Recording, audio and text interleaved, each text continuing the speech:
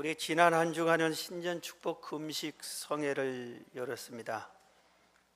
첫째 날은 인생이 무엇이냐, 두 번째 날은 우리 인생에 실패했을 때 어떻게 해야 되느냐, 세 번째는 내 생에 우리 인생에 가장 잘한 일은 하나님을 만나는 일이다. 네 번째 날은 우리 인생에 축복을 여는 축복의 열쇠가 있는데 그건 기도다. 그 다음에 다섯째 날은 우리 인생의 최고 보물은 성경이다. 여섯째 마지막 날은 우리가 이 땅에서 가장 보람되고 헌신적으로 사는 일은 하나님께 헌신하는 일이다. 하나님께 헌신하는 것이 왜냐? 우리 인생은 살다가 하나님 앞에 다 심판받는데 하나님을 위해서, 복음을 위해서 사는 것이 보람된 일이다. 이렇게 말씀을 전했습니다. 다른 해와 달리 다른 해는 언제나 주일날 시작하니까 주일 저녁은 많이 모이고 다음은 할 수 없이 적게 모이는데 이번에는 아주 갈수록 많이 모였어요. 처음 겪는 일입니다. 마지막 날은 또 제일 많이 모였습니다. 그래서 저도 금식하면서 성회를 인도했지만 얼마나 힘이 되고 하나님께 감사했는지 모릅니다. 여러분, 은혜 받은 것은 은혜 받고 잊어버리면 소용이 없습니다. 은혜 받은 것을 행동으로 실천에 옮길 때 내 것이 됩니다. 자, 우리 옆 사람과 인사합시다. 성경대로 믿고 성경대로 삽시다. 제가 주일날 새해 첫 주에는 새해는 금식 기도로 출발합시다 하고 있는데 오늘은 이어지는 말씀이라고도 할 수 있겠지만 오늘 말씀은 우리가 하나님과 1대1로 한번 단판을 걸어서 승부를 한번 걸어보자 이겁니다. 우리가 이 세상을 살 때에 평탄하고 좋은 일만 있으면 얼마나 좋겠어요. 작년에도 그랬지만 올해도 또 그럴 거예요. 어려운 일이 찾아올 거예요. 그리고 힘든 일도 찾아올 거예요.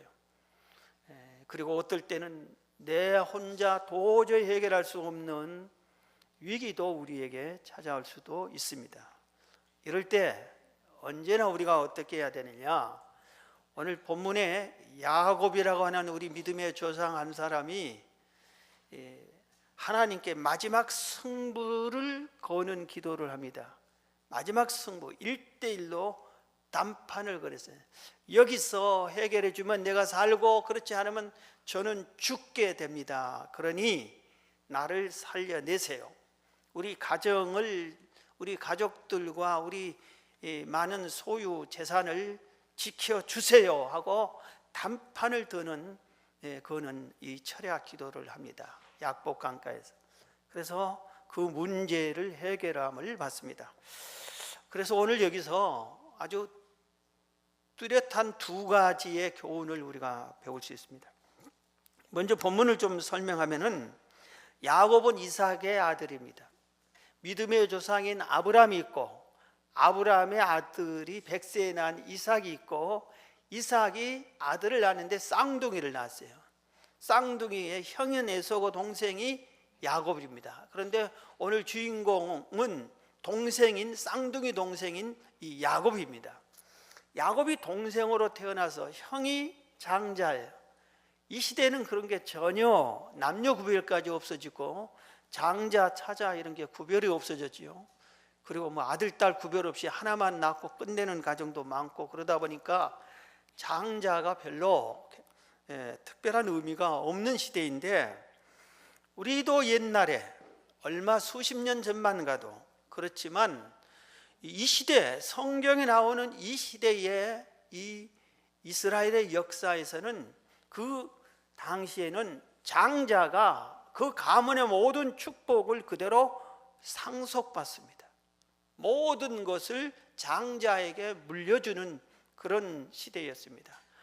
그래서 야곱이 한 아버지 어머니 뱃속에서 태어나가지고 그것도 잠깐 늦게 태어났다고 모든 것을 형이 다 차지하다니 참 억울하다. 그런 생각을 늘 갖고 있는데, 어머니의 사랑을 많이 받았어요, 야곱이.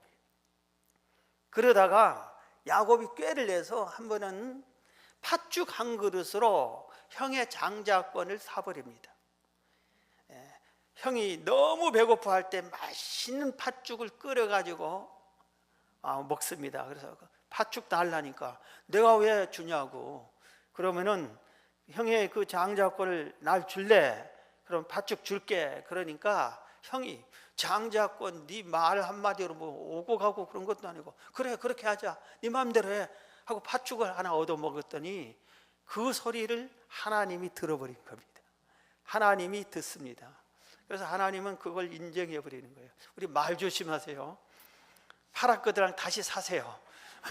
팥죽 3그릇 주고 너 지난번에 내 팔았던 거 다시, 우리 이렇게 자주 하죠. 얼마 주고 그 꿈 나한테 팔아. 뭐 옛날에 꿈 그거 사고 판 그거 미신이고. 어쨌든 이 야곱이 장자권을 그렇게 샀어요. 그러다가 아버지 이삭이 노령이 다 돼서 곧 세상을 떠날 때가 될 때쯤에 눈이 시력이 약해졌어요. 그래서 내가 빨리 큰아들에게 축복을 해줘야 되겠다. 그러면서 큰아들 에서를 부릅니다. 에서야, 내가 이제 너에게 장자로서의 축복 기도를 해주고 싶다. 그러면 이 기도를 하나님이 듣고 너에게 그 축복이 임할 것이다. 그러니 너는 지금 빨리 가서 이런 축복 안수 기도는 그냥 받는 게 아니다. 너는 빨리 들로 산으로 가서 짐승을 한 마리 잡아서 나에게 아주 맛있는 별미를 해오너라. 그걸 내가 먹고 축복 기도해 주마. 그런데 이 소리를 어머니, 야곱의 어머니, 그러니까 이삭의 아내가 듣습니다. 몰래 듣습니다. 에서는 빨리 동생 모르게 가서 짐승을 잡으러 들로 산으로 막 갑니다. 이때 이 이삭의 아내 리브가가 야곱을 부릅니다. 야곱아, 야곱아, 아버님이 너한테 형에게 축복 기도해 버린단다. 너는 그걸 놓치면 네 인생은 끝나. 그러니 네가 빨리 가서 양을 한 마리 잡아오너라. 그러면은 내가 네 아버지 입에 딱 맞는 별미를 만들게. 그걸 갖고 와서 축복 기도 받으라. 아니 어머니, 저는 형은 털이 많고 나는 털은 그거 따질 때가 아니야. 그래 빨리. 그래서 어머니의 말을 믿고 짐승을 잡아서 어머니는 요리하고 빨리 형의 옷을 갈아입습니다. 냄새가 형 냄새 나게끔.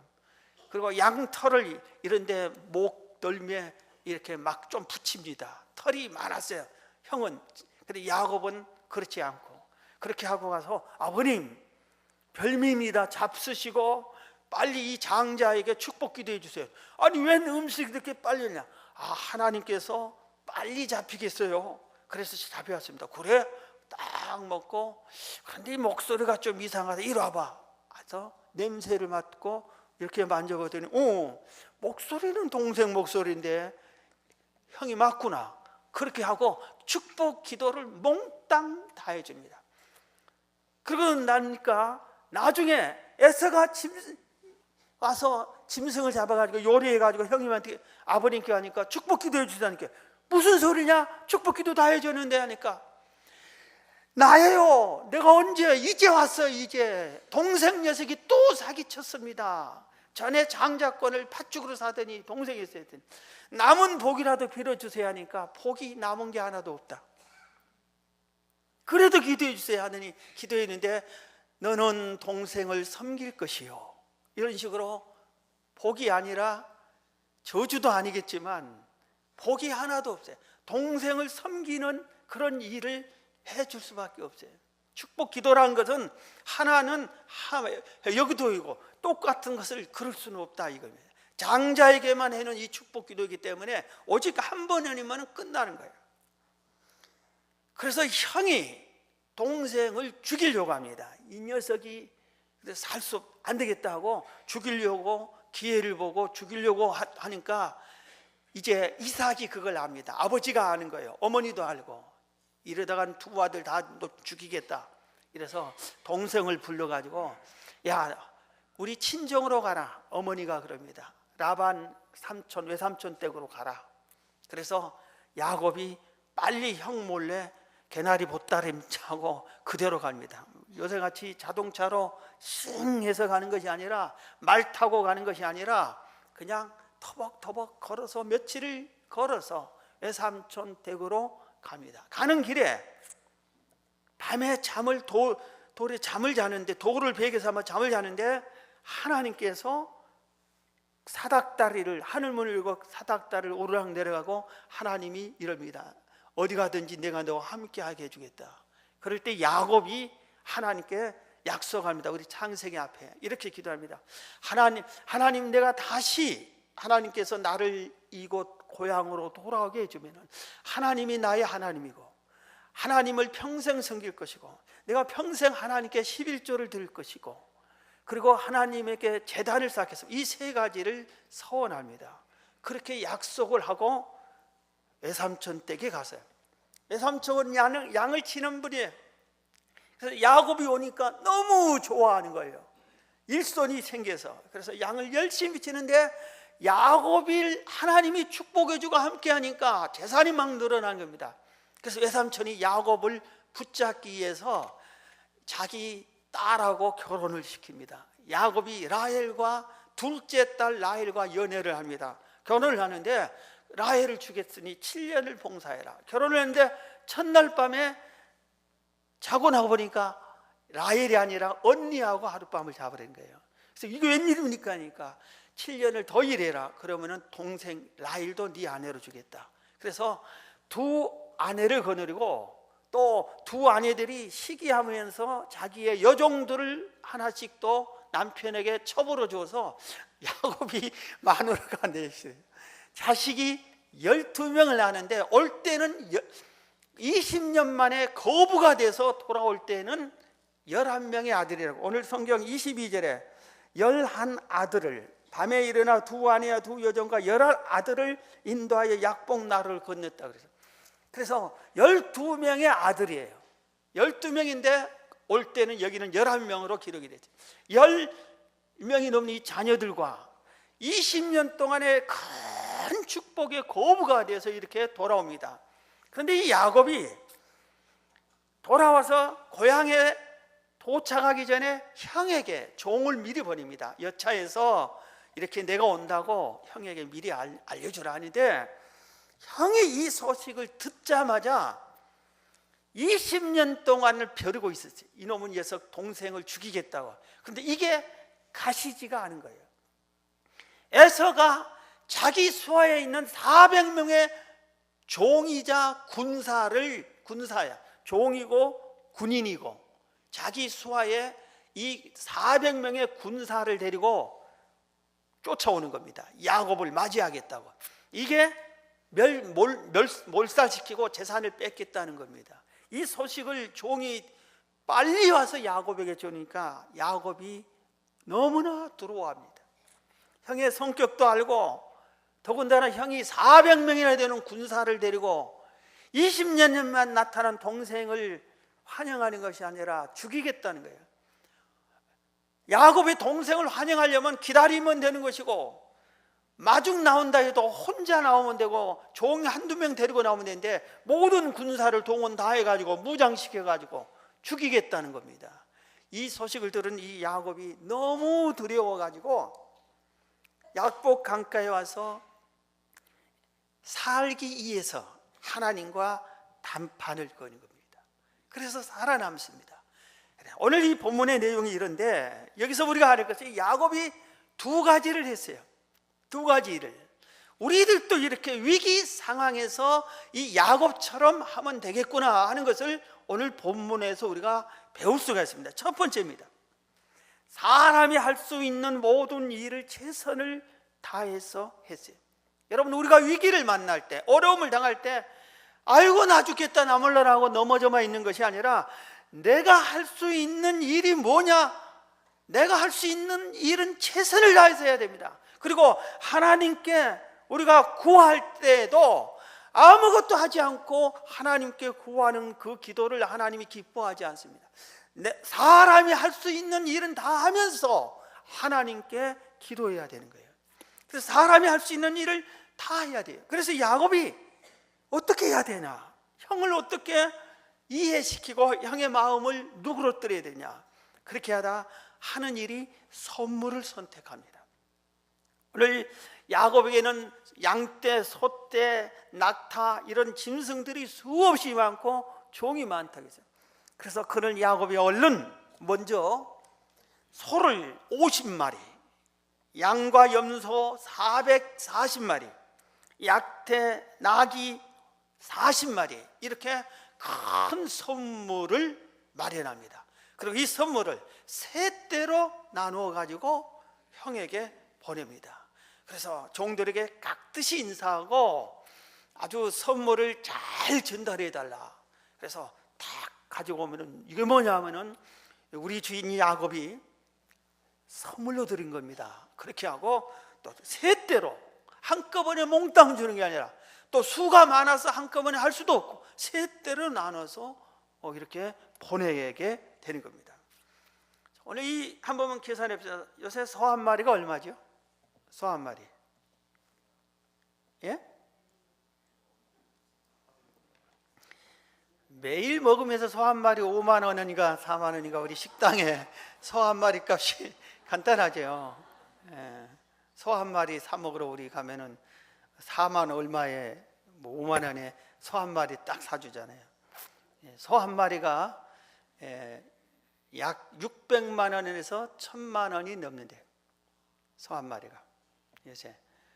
그래서 그게 값이 천차만별이에요. 그래서 풀만 먹인 것은 1000만 원이가, 외국에서 산 소는, 좋은 고급 소는 훨씬 더 비싸고.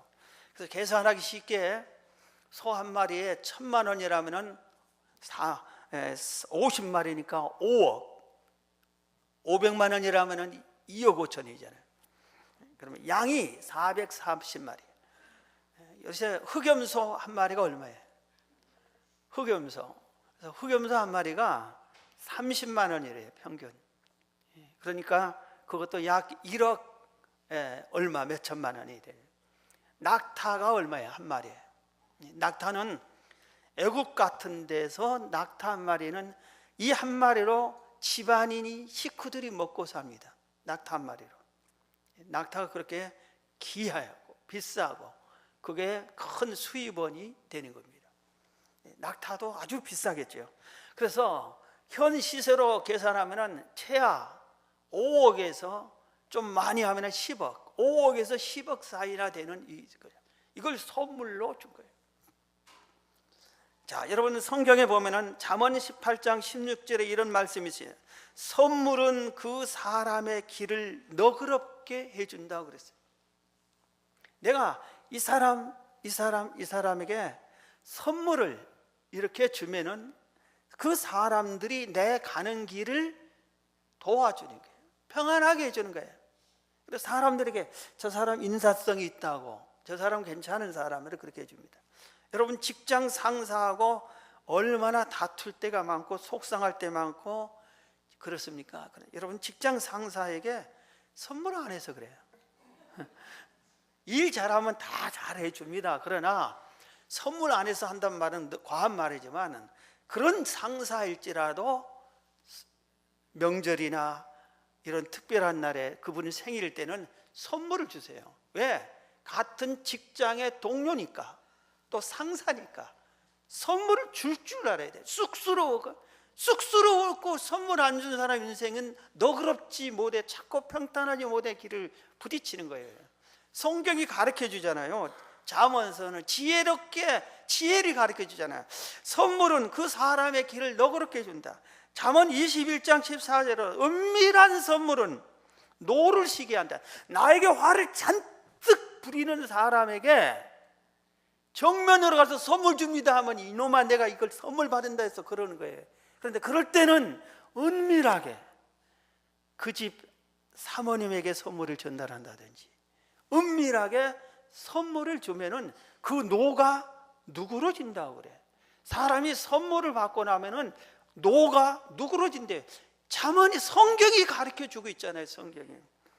그래서 여러분, 성질이 더딘 사람은 선물을 안 했거나 더디게 한 사람이에요.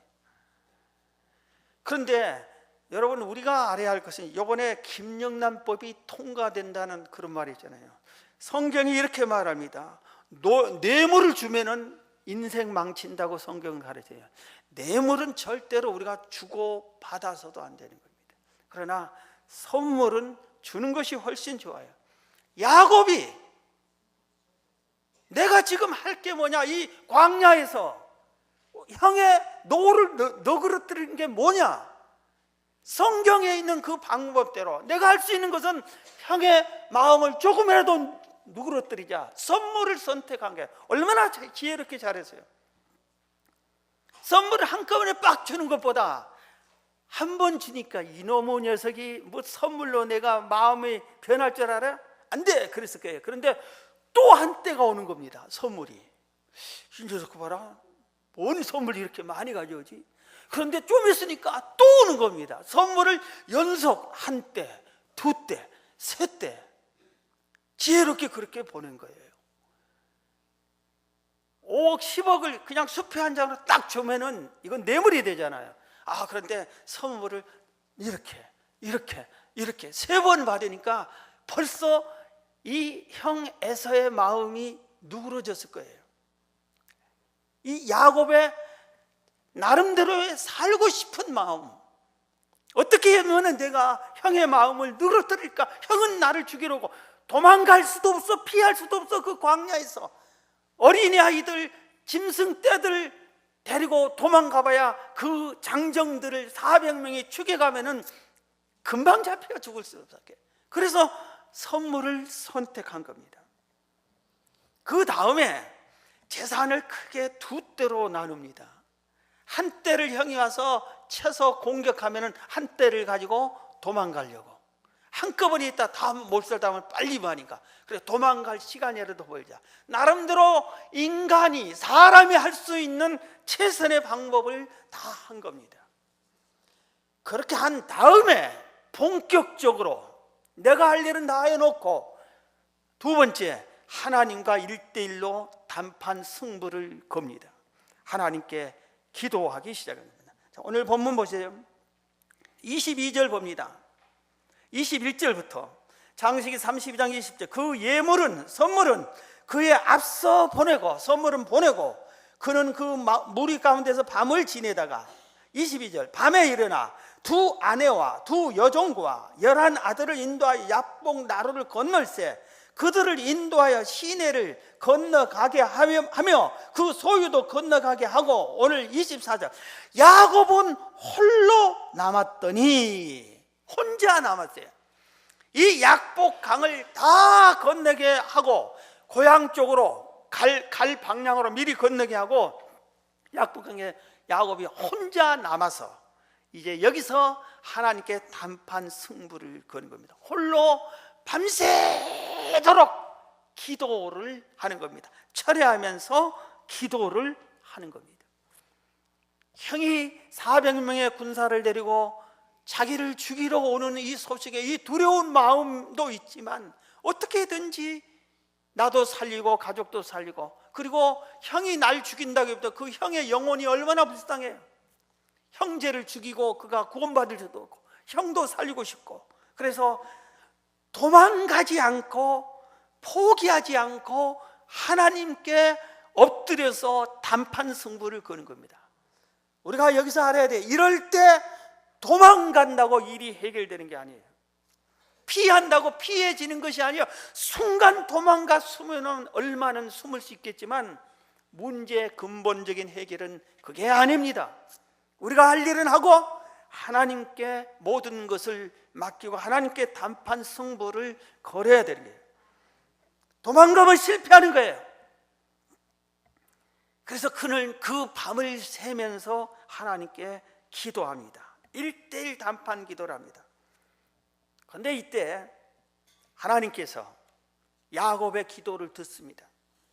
그래서 천사를 보냅니다. 천사는 여러 모양으로 성경에 나타나는데, 나타나는 곳곳에 사람의 모양으로 나타난 경우가 여러 번 있었습니다. 그런데 여기도 사람의 모양으로 나타났어요, 천사가. 그래서 한 사람이, 오늘 본문에 보면은 24절에 야곱은 홀로 남았더니 어떤 사람이 날이 새도록 야곱과 씨름하다가 자기가 야곱을 이기지 못함을 보고 그가 야곱의 허벅지 관절을 치매 야곱의 허벅지 관절이 그 사람과 씨름할 때에 어긋났더라. 그가 이르되 날이 새리하니, 새벽이 되니까 나로 가게 하라. 야곱이 이르되 당신이 내게 축복하지 아니하면 가게 하지 아니하겠나이다. 그 사람이 그에게 이르되 내 이름이 뭐냐? 그가 이르되 야곱이니이다. 그가 이르되 내 이름을 다시는 야곱이라 부를 것이 아니요 이스라엘이라 부를 것이니 이는 내가 하나님과 사람들과 겨루어 이겼음이니라. 야곱이 청하여 이르되 당신의 이름을 알려주소서. 그 사람이 이르되 어찌하여 내 이름을 묻느냐 하고 거기서 야곱에게 축복한지라. 야곱에게 축복한지라. 천사가 사람의 몸으로 나타나서 야곱과 단판 승부를 하는 겁니다. 밤새 기도하고 목숨 걸고 기도하고, 하나님이 너무나 애타게 기도하는 우리의 모든 기도를 들어요. 하나님께서 성경에 이랬어요. 두루 살핀다 그랬어요. 온 세상을 두루 살피면서 전심으로 하나님을 찾는 자들이 누가 있나 살핀다 그랬어요. 그래서 전심으로 찾는 자를 만난다 그랬어요. 그때 두루 살피다 보니까 약복 강가에서 야곱이 목숨을 걸고 하나님을 찾고 있는 거예요. 하나님 살려달라고, 지금 내 자식들을 살려달라고, 내 재산을 보호해 지켜달라고 목숨 걸고 기도하는 겁니다. 그래서 하나님이 급히 그 기도를 듣고 천사를 파송한 겁니다. 그래서 천사하고 씨름을 하는 거예요. 그런데 밤새 야곱이 놓지 않습니다. 천사를 붙잡고 당신이 축복하지 않으면 난 절대 놓지 않냐. 날이 새벽이 샜어요. 그래서 천사가 이제 날이 밝으면 하나님께로 가야 되니까 나라 나 가겠다 하는데도 당신이 축복하지 않으면 놓지 않겠습니다. 끝까지 붙잡은 겁니다. 천사가 얼마나 강하겠어요. 그런데도 목숨 걸고 붙잡은 야곱을 천사가 견디지 못해요. 그래서 천사가 가야 되니까 야곱의 환도뼈를 쳤다 그랬어요. 오늘 여기는 허벅지 관절이라고 했는데 옛날 성경은 환도뼈라고 그랬어요. 이 다리 하나를 부러뜨리는 거예요. 그래도 놓지 않은 게, 이 두 손은 멀쩡하니까 두 손으로 붙잡고 놓지 않은 겁니다. 목숨 걸고 붙잡으면은 이게 잡히는 거예요.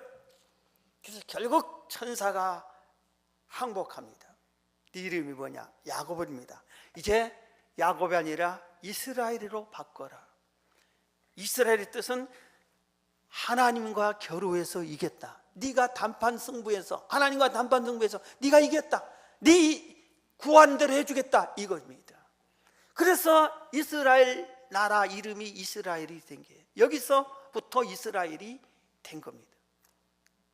그리고 아까 읽어드렸죠. 축복을 해줬습니다. 그러니까 그때서 야곱이 놔두고 천사는 하나님께로 간 겁니다. 마지막까지 몸이 부서져도 중단하지 않고 목숨 걸고 자기의 모든 것을 걸고 하나님께 단판 승부를 했어요. 그래서 결국 승리했습니다. 오늘 야곱이 기도할 때 이런 힘이 어디서 나왔을까? 하나님의 말씀을 붙잡은 겁니다. 우리가 기도할 때 가장 힘이 된 것은 하나님의 언약의 약속의 말씀이에요. 성경을 붙잡은 게 가장 힘이 납니다. 오늘 보면 9절을 보십시다. 9절 보면은 야곱이 또 이르되 내 조부 아브라함의 하나님, 내 아버지 이삭의 하나님 여호와여, 주께서 전에 내게 명하시기를 내 고향 내 족속에게로 돌아가라, 내가 내게 은혜를 베풀리라 하셨나이다. 이 말씀을 붙잡았어요. 이게 뭐냐면 아까 소두에 얘기했잖아요. 형이 죽이려고 하니까 도망갈 때 베델에서 꿈의 사닥다리로 연결되면서 그때 하나님이 나타나서 너를 네 아버지, 네 이삭의 고향으로 다시 돌아오게 해주겠다고 약속했어요. 많은 때를 이뤄서 돌아오게 해주겠다고. 그렇지 않았습니까? 그 약속을 나한테 하지 않았습니까? 하나님 나한테 약속한 거 아닙니까? 그러니 나를 여기 와서 고향에 발도 못 딛고 죽게 놔두렵니까? 나를 다시 고향으로 가게 해주세요 하고 그 약속을 붙잡고 기도한 겁니다. 그러니까 하나님의 약속은 변하지 않은 거예요. 그래서 야곱이 그 약속을 붙잡은 거예요. 그리고 결국은 끝까지 기도해서 승리한 겁니다. 한 분 소개하려고 합니다. 우리나라가 60년대 초반에 아주 어려울 때 5.16 군사정변이 일어난 후에, 직후에, 그때 우리나라가 얼마나 가난했냐면은, 지금 우리나라 GNP를 요새는 GDP로 바꿔서 부르지만 이 GDP가 지금은 2만 달러, 3만 달러 사이에요. 그런데 그리고 전 세계에서 13인이 15인이 막 그렇게 우리가 부자 나라가 되세요. 그런데 그때는 GNP가 80달러였어요. 지금은 2만 3만인데 80달러 GNP가. 그래서 우리나라가 얼마나 가난했냐면 북한보다 몇 배나 더 가난했어요. 북한이 훨씬 그때 부자였어요. 60년대 초에 필리핀보다 훨씬 가난했어요. 베트남보다도 가난했어요. 아시아에서 제일로 가난한 나라. 6.25 전쟁 후에 완전히 어려운 나라가 됐어요. 그런데 군사정변이 일어난 후에 미국에서 외국 원조를 주는데 원조를 중단한다고 연락이 왔어요. 군인이 쿠데타를 일으켜서 정권을 잡은 것을 도와주면은 다른 나라들이 도미노 현상이래. 다 군인들이 쿠데타 일으킨다. 그래 군인이 이렇게 하면 안 된다. 그렇게 연락이 왔습니다. 그러니까 나라가 이제 완전히 이제 망하게 되었습니다. 전 세계가 군사정변을 일으킨 나라 돕지 않겠다. 흐름이 그랬겠어요. 그래서 우리가 살 길이 뭐냐 이렇게 해서 박정희 대통령이 제1차 경제개발 5개년 계획을 세우는데 돈이 있어야 뭘 하지. 근데 세계에서 딱 한 나라, 우리 형편을 이해해 줄 나라가 딱 하나 있다. 독일, 서독. 그 나라도 분단이 됐고 우리나라도 분단이 됐으니까 우리나라 형편을 이해는 해주겠다. 그래서 독일에게 도와주자, 도와달라고 하자. 독일로 누구를 보낼까 했더니 사람을 찾는데 독일로 유학 가서 한국인으로 최초로 경제학 박사를 받은 분이 백영훈 박사예요. 백영훈 박사. 이분을 불렀습니다. 당신이 국가에 사명을 띠고 제발 좀 차관 좀 돈 좀 빌려오너라. 지금 막 미국에서도 다 끊고 우리는 죽는다 그래서. 그러면서 나라 형편을 얘기해 줍니다. 그때 당시에 젊은 사람들이 비실비실하는데도 불구하고 돈이 필요하니까 피를 빼서 팔아서 돈을 사는 그런 시대예요. 사람이 못 먹어가지고 부창병이 배가 불룩 나온 거예요. 여러분 북한 어린이들이 굶어 죽어가는 모습을 보는데 그중에 몇 명은 갈비뼈가 엉성한데 배만 불룩 나온 애들이 사진을 보면 알지. 그건 부창병입니다. 못 먹으면은 배가 불룩 나와요. 그러고 죽는 거예요. 그런데 한 전라남도만 통계를 얘기해 주세요. 전라남도에만 90만 명이 부창병에 걸렸다. 19만 호가 전부 다 기근에 해당하는 집안이 19만 가정이나 된다. 우리가 이렇게 몇 년만 지나면 다 굶어 죽는다.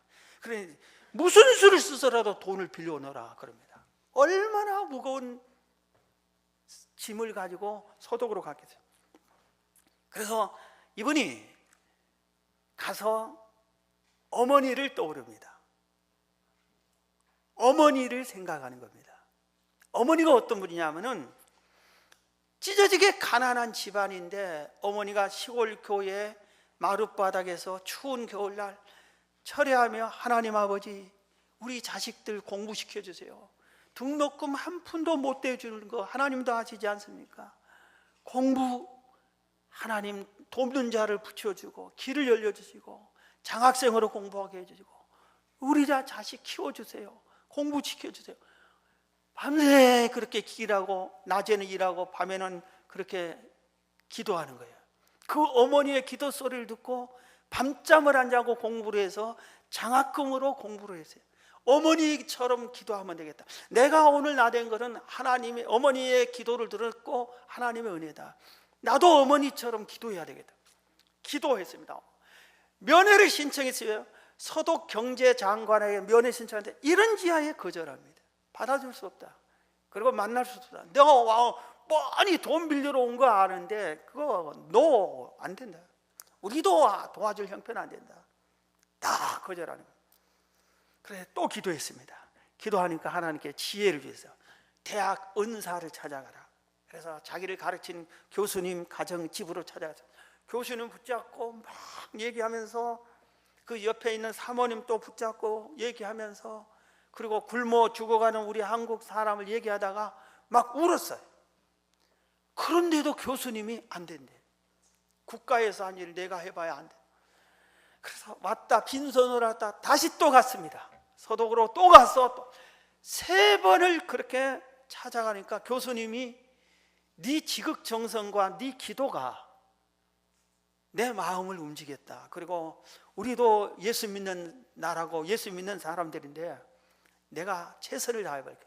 그리고 이분이 최선을 다해서 경제장관을 하고 만나서 경제장관에게 부탁을 해가지고 1억 5천만 마르크 독일 돈으로 1억 5천만 마르크를 차관을 빌려주게끔 합니다. 그런데 그 돈이 얼마나 액수가 되냐면은 우리나라가 한국은행이 가지고 있는 재산의 외환 보유고의 2배가 되는 돈이야. 그렇게 우리나라가 가난한 일. 그런데 문제가 또 하나 생겼어요. 국가에서 이걸 빌려주되 어느 은행이든 은행이 지급 보증을 써야 되는 거예요. 보증이 쓸 필요 없어요. 보증을 서라 하는데 어디서 니네 나라가 뭔데 보증을, 한국은행의 보증은 자격도 안 되고 외국 은행의 보증을 받아야 되는데 아무 은행도 우리나라를 보증 서주겠다는 은행이 나타나지 않는 거예요. 나타날 수가 없겠죠. 그래서 또 기도합니다. 그리고 유학생들을 그리고 자기 친구들이 독일에서 공무원 하는 친구들을 모아놓고 또 기도합니다. 그때 지혜가 또 떠오릅니다. 한 친구 지혜를 따라서 이렇게 건의합니다. 지금 독일에서 간호사가 너무 부족하다. 그리고 광부가 너무 부족하다. 그래서 외국에서 간호사를 데려오고 광부도 데리고 가는데 한국인이 너무 근면하다. 그러니 한국 간호사를 초청해라. 그리고 한국 광부를 초청해라. 그러면 이들이 일하면 그 월급을 당신들이 보증 삼고 안 하면 그들 월급을 받으면 되지 않겠느냐. 그렇게 하고 보증을 서달라. 그러니까 은행이 좋다 해줍니다.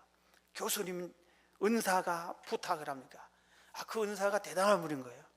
그래서 해결이 되는 겁니다. 광부들과 간호사를 파송할 때 그냥 우리가 외국으로 돈 벌러 가는 게 아니다. 우리나라를 살리러 간다. 가서 우리가 정말 열심히 일해야 된다. 얼마나 열심히 일하는 거 가는 곳곳마다 한국의 간호사, 한국의 간호부가 다 인정을 받는 겁니다. 외국에서 온 사람들이 따라가지 못하고 독일 간호사들보다 훨씬 일을 잘해 주는 겁니다. 그래서 더 초청을 합니다. 더 옵니다. 나중에는 오는 간호사들마다 광부들마다 그렇게 열심히 나라를 생각하며 애국심을 가지고 물론 자기들도 월급을 받지만 열심히 일해서 독일에서 크게 인정받습니다. 나중에는 박정희 대통령을 청빙합니다. 초청합니다. 그리고 더 큰 차관을 해줍니다.